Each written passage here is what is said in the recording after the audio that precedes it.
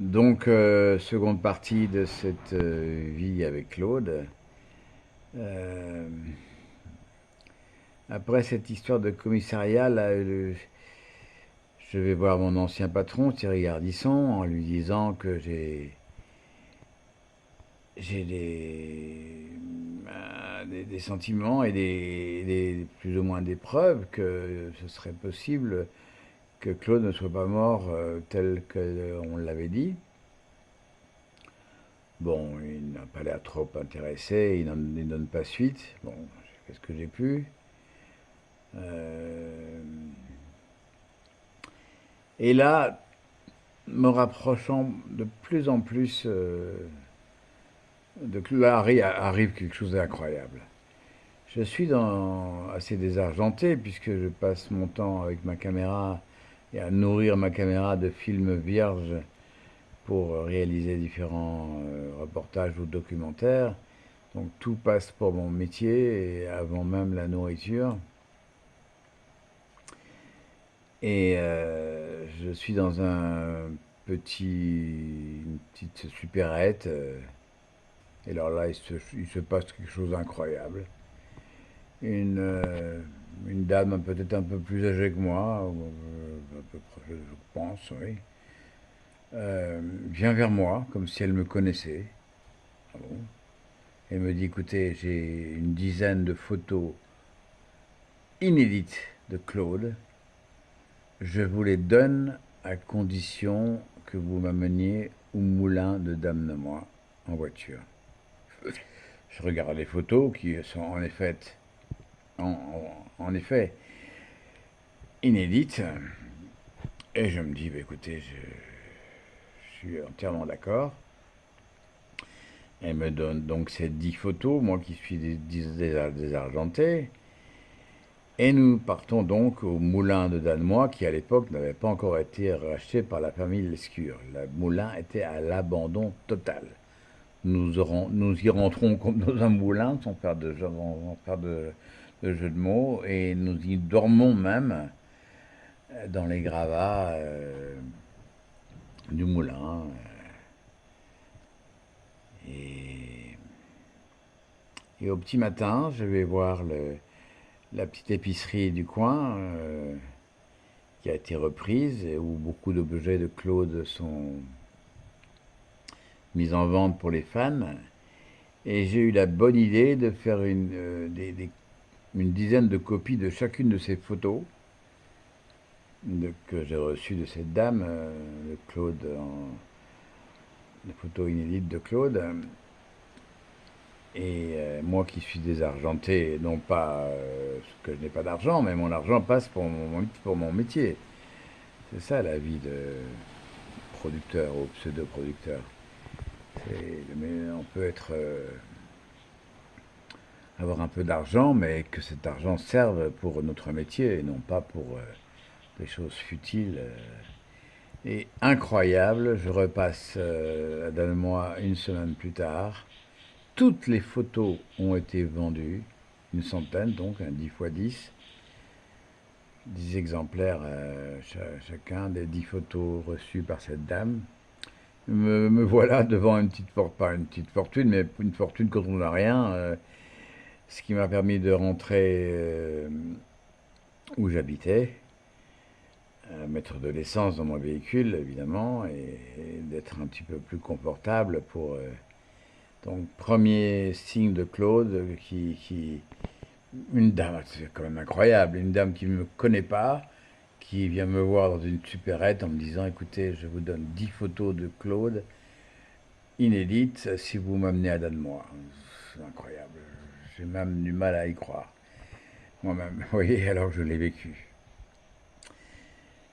Là-dessus, de plus en plus, je me dis, mais qu'est-ce qui se passe? Est-ce que Claude est en train d'essayer de me protéger? Il m'aide pour tout? Et alors là, il y a un grand déclic dans ma tête. Je repense à ma maman qui a pleuré le 11 mars 78, à l'annonce de la mort de Claude. Et puis, sachant que pendant l'été 61, lors de ma conception, Maman se trouvait dans la même ville que Claude, donc elle aurait très bien pu le rencontrer. Il y a quelques faisceaux qui me font penser que Claude pourrait être mon père. Et ça devient même, je dirais, j'ai pas le mot en tête là, mais ça me hante, voilà. À tel point que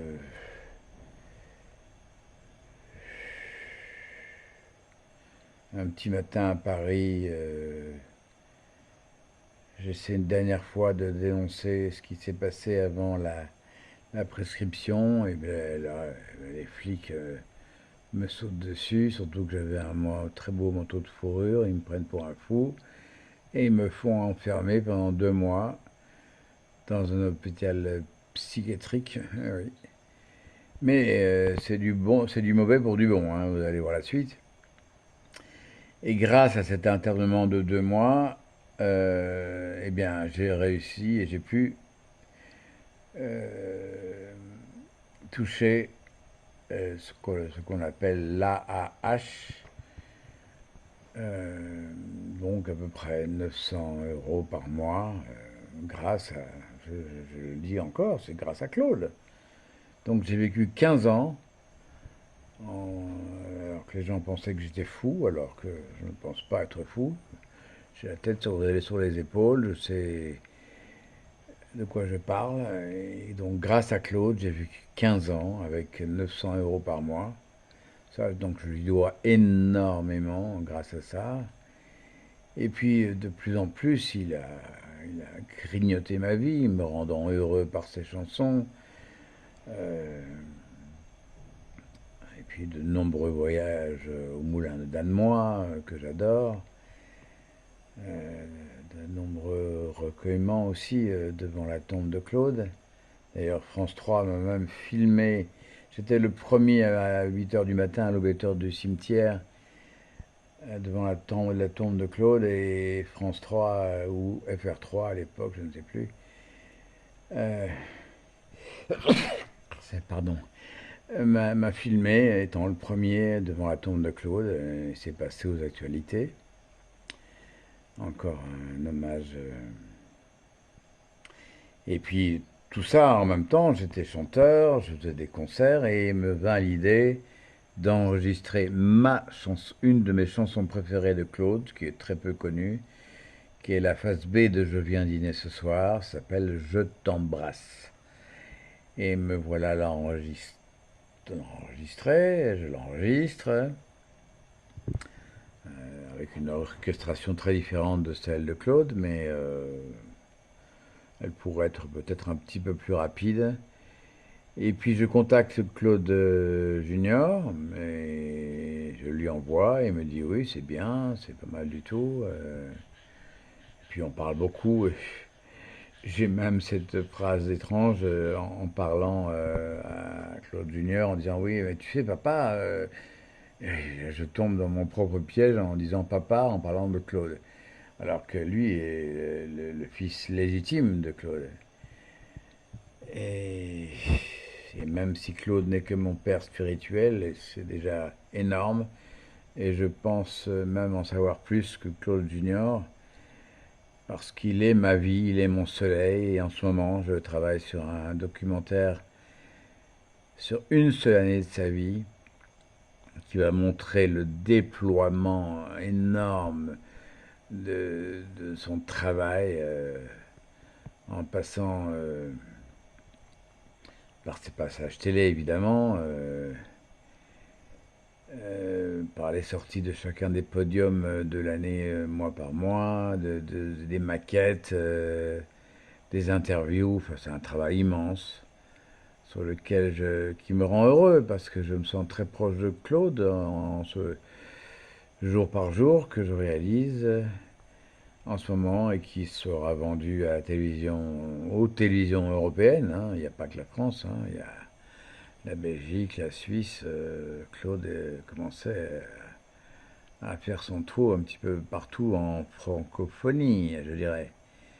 Donc dès 2027, j'irai voir un agent qui s'attachera à aller vendre mon film sur Claude, sur cette année-là. Allez, je vous dévoile l'année, c'est l'année 73 évidemment, qui est pour moi l'année la plus intéressante et la plus, je dirais, où il s'est passé tellement de choses dans la vie de Claude, hein. Ça va de son grand amour avec Sophia, de ses meilleures chansons, hein. Bon, Lundi au soleil est numéro un en janvier 73, même s'il a été enregistré 2 3 mois avant. Bon, il y a celui qui reste, qui est déjà un petit peu moins en haut du panier, comme dirait mon ex-productrice Michel Arnaud, la grande Michel Arnaud. Euh, je vais dîner ce soir, que j'écoute volontairement chaque jour. J'adore, je viens dîner ce soir. Ensuite, il y a Par ça, la vie est belle,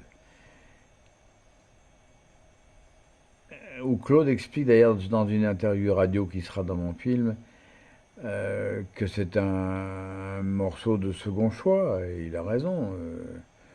La chanson est bonne, mais ce n'est pas ce qu'on peut appeler un tube, quoi. C'est une bonne chanson, intéressante, joyeuse, et toujours très italienne, hein. Je vous rappelle que Claude est à 75% italien, 50% par sa maman et 25% par son père. Je l'ai appris récemment par mes recherches. Du côté de son père, né en Égypte, lui aussi, eh bien, du côté maternel du père de Claude, ben, c'était italien également. Donc Claude n'est pas, à mon sens, français du tout, même dans son art. Sa musique le prouve, hein, proche de la commedia dell'arte, c'est-à-dire on commence avec quelque chose d'assez triste, et puis tout d'un coup, là, on se réveille et on est joyeux, on passe du rire aux larmes et des larmes au rire, voilà, au sourire. Voilà Claude. J'en oublie sûrement, mais là, c'est tout ce que j'ai à vous dire pour l'instant. On est à 12 minutes 32, ça nous fera quand même pratiquement une demi-heure de monologue sur mon Claude, sur mon adorable Claude, celui qui m'aide à vivre, qui m'aide à survivre dans cette vie folle de 2023. Et j'ai plusieurs photos de lui auprès de moi. Et vraiment, c'est l'artiste de ma vie, c'est mon soleil, c'est mon tout. Et je ne le remercierai jamais assez de tout ce qu'il a fait pour moi. Ah oui, un petit détail, un jour j'étais dans un restaurant, je m'aperçois que ma carte Visa, l'argent n'est pas encore arrivé. Je m'étais un petit peu précipité dans ce restaurant un petit peu trop tôt avant l'arrivée de mon argent sur mon compte.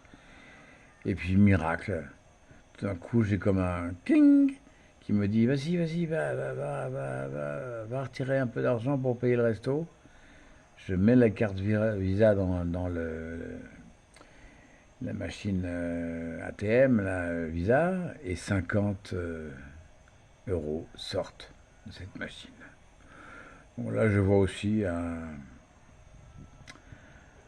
un signe de Claude, et puis il y en a plein d'autres. L'autre fois, je lui ai demandé de venir me voir parce que j'étais pas très très bien, et il y a un énorme papillon qui est rentré chez moi, qui est resté. Et curieusement, j'ai appris dans mes recherches qu'il aurait voulu ou qu'il a été, enfin qui serait un papillon. Justement, c'est un papillon qui est venu ce jour-là chez moi, passer quelque temps, et ce qui n'arrive jamais en temps normal. Mais voilà, on va refermer cet épisode pour l'instant. Il y en aura peut-être sûrement un troisième, hein. Ne désespérons pas, Claude est éternel. Allez, je t'embrasse mon Claude, je vous embrasse vous, tous les fans de Claude. À bientôt.